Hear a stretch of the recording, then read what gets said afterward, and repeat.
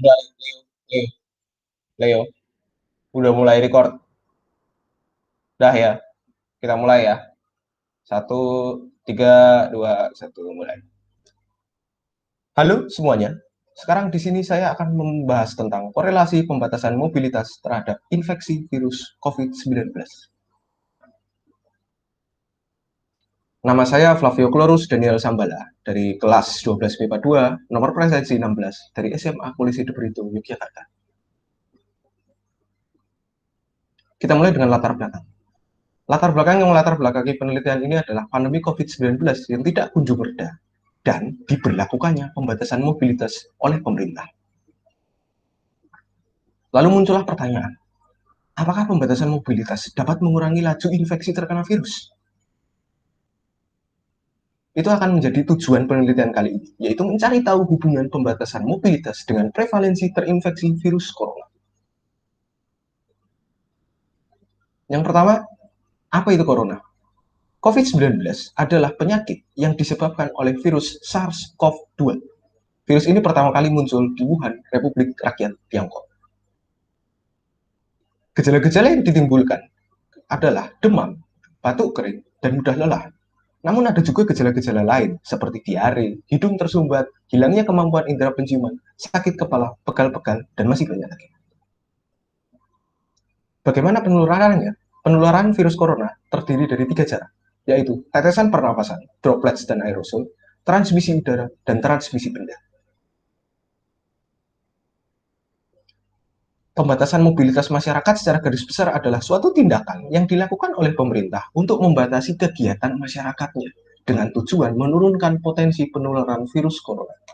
Bentuk dari pembatasan mobilitas yang diterapkan di Indonesia adalah PPKM dan PSBB seperti yang berlangsung hingga saat ini. Tujuan dari pembatasan wilayah yaitu jelas untuk mencegah penyebaran virus corona. Ini ada sedikit teori tentang gas ideal. Gas ideal adalah sekumpulan partikel gas yang tidak saling berinteraksi satu dengan yang lain. Jarak antara partikelnya sangat jauh dan bergerak secara acak dalam satu ruangan. Dan antara partikel itu saling bertumbukan. Lalu, dari sekian landasan teori tersebut, saya merumuskan suatu hipotesis bahwa pembatasan mobilitas masyarakat dapat mengurangi risiko infeksi terkena virus corona.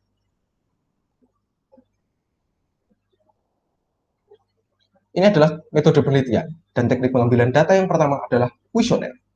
Kita melakukan pengukuran waktu keluar rumah anggota keluarga. Lalu siswa daerah Yogyakarta, kelas 12 MIPA 2, dan pelajar di daerah Jakarta Pusat. Lalu kita juga melakukan suatu eksperimen, yaitu eksperimen simulasi tumbukan antar partikel gas menggunakan PET. Ini adalah data yang kita peroleh. Ini adalah data dari keluarga, waktu keluarga. Ini ada keluarga Tio, Evan, Dani, dan Dismas. Dan bisa dilihat dari data ini bahwa waktu keluar rumahnya ini sangat fluktuatif. Sangat naik turun, karena memang para anggota keluarga ini keluar rumah sesuai dengan kebutuhannya masing-masing.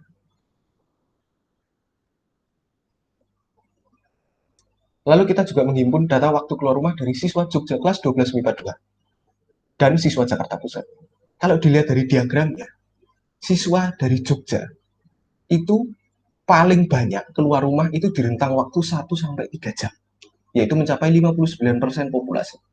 Sementara untuk Jakarta Pusat, paling banyak itu 3-5 jam per harinya, mencapai 38% populasi.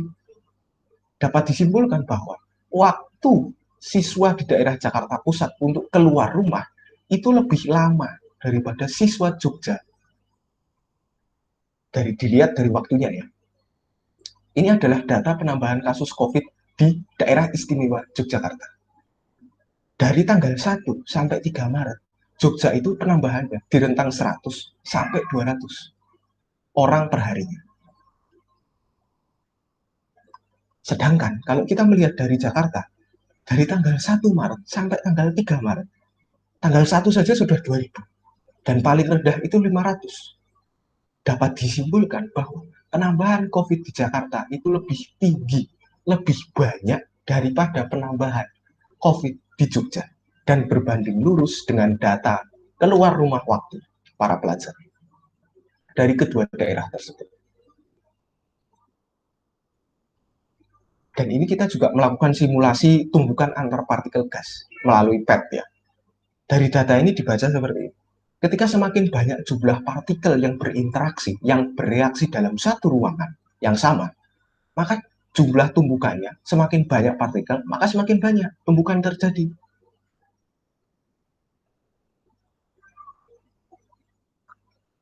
Pembahasannya seperti ini. Ketika banyak orang itu keluar rumah, maka orang itu akan berinteraksi dengan orang luar. Seperti papasan, salaman sama orang, duduknya sebelahan sama orang, makan bareng, dan lain-lain.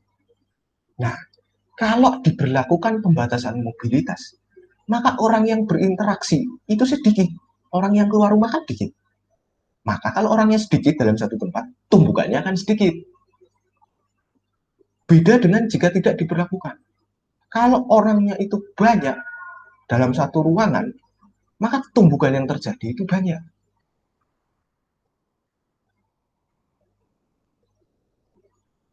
Nah, ketika sudah banyak tumbukan yang terjadi, dapat diartikan tumbukan itu adalah banyak jarak interaksi tidak aman antar orang. Misalkan duduk bersebelahan dengan jarak yang kurang dari 2 meter, tidak aman. Nah, ketika kita sudah berada dalam range yang tidak aman, maka kita tuh akan menimbulkan suatu kebiasaan, kebingungan. Orang yang tadi duduk sebelahku ini sehat apa enggak? Orang sebelahku ini maskernya efektif apa enggak? Aku tadi salaman sama orang, cuci tangan atau enggak? Orang itu cuci tangan atau belum? Nah, seperti kebiasaan-kebiasaan seperti ini. Maka jika sudah menimbulkan banyak kebiasaan seperti itu, potensi tertular atau terinfeksi COVID menjadi tinggi.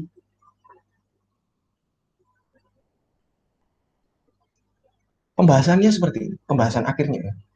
Jika tidak diberlakukan pembatasan mobilitas masyarakat, maka semakin banyak orang yang keluar rumah. Waktu keluar rumahnya itu makin banyak. Maka banyak orang yang berkumpul dalam satu tempat.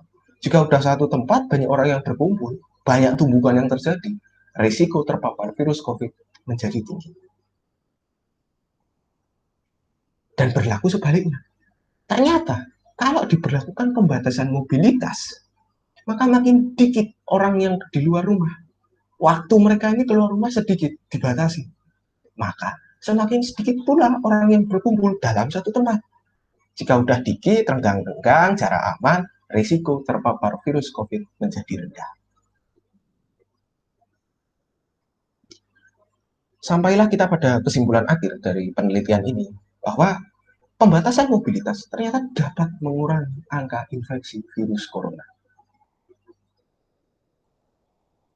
Akhir kata dari saya, sekian dan terima kasih, dan jangan lupa selalu jaga kesehatan.